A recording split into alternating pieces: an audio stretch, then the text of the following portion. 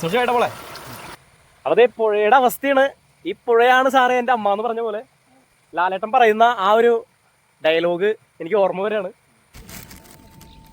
ആ കരിമീൻ ഉണ്ടല്ലേ, കരിമീൻ പിന്നെ പൂമീനാ. ഈ ഭാഗത്ത് ശരിക്കും പറഞ്ഞു കഴിഞ്ഞാൽ ഇപ്പോൾ മീൻ ഉണ്ടാവാൻ സാധ്യതയുണ്ട്. ഹലോ ഹായ്, എല്ലാവർക്കും നമസ്കാരം. ശ്യാമാണ്. ഞാനിന്നേ നമ്മുടെ അന്നമനയുടെ വന്നിരിക്കുകയാണ് എൻ്റെ സുഹൃത്തിൻ്റെ കൂടെ. അപ്പോൾ നമ്മുടെ കൂടെ ഒരാളുണ്ട്.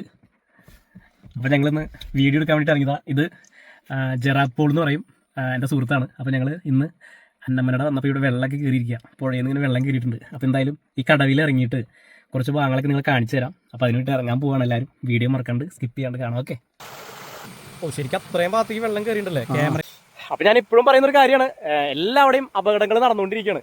കാര്യം വെള്ളം കാണുമ്പോൾ നമുക്ക് ചാടി ഇറങ്ങാനൊക്കെ തോന്നും, പക്ഷേ ഇതിൽ എത്രത്തോളം അപകടം ഉണ്ട് എന്നുള്ളത് നമുക്ക് എത്ര കിട്ടിയാലും നമ്മൾ പഠിക്കാറില്ല. അപ്പോൾ കുട്ടികളായാലും ഫാമിലി ആയിട്ട് വന്നു കഴിഞ്ഞാലും നമ്മൾ അവരുടെ അടുത്തൊക്കെ പറയാറുണ്ട് വെള്ളത്തിൽ ഇറങ്ങരുത്.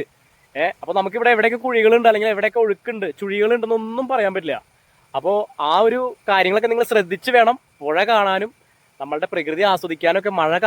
മഴ പെയ്യുമ്പോഴാണല്ലോ നമുക്ക് അല്ലെ നല്ല ബ്യൂട്ടിഫുൾ ആയിരിക്കും അല്ലെ. വരുന്നവർ വളരെ ശ്രദ്ധയോടെ ഓരോ സ്റ്റെപ്പിലും അപകടമുണ്ട്. ഇഷ്ടംപോലെ പേർക്ക് അപകടം പറ്റിയിട്ട് ചെറിയവർക്കും വലിയവർക്കും ബുദ്ധി കൂടിയവർക്കും വരെ പറ്റിയിട്ടുണ്ട്. അതുകൊണ്ട് പുഴ കാണാൻ പോലെ ശരിക്കും പറഞ്ഞില്ലേ, ഈ പുഴയിൽ ഇറങ്ങി എക്സ്പീരിയൻസ്ഡ് ആയിട്ടുള്ള ഇപ്പോൾ വഞ്ചി തൊഴിയുന്നവരായിക്കോട്ടെ മീൻ പിടിക്കുന്നവരായിക്കോട്ടെ സമയത്തും ചിലപ്പോൾ അവരുടെ കയ്യിൽ നിന്നൊക്കെ പോയിട്ടുണ്ട്. അതിൽ നിന്നൊക്കെ നീന്തി രക്ഷപ്പെട്ട ഒരുപാട് ആൾക്കാർ. ഇത് വഞ്ചി പണ്ട് മരമൊക്കെ ആയിരുന്നു, പക്ഷെ ഇപ്പൊ മരപ്പരടുന്നില്ല. അതുകൊണ്ട് ഫൈബറിന്റെ ഒക്കെ വഞ്ചി ഉണ്ടാവും.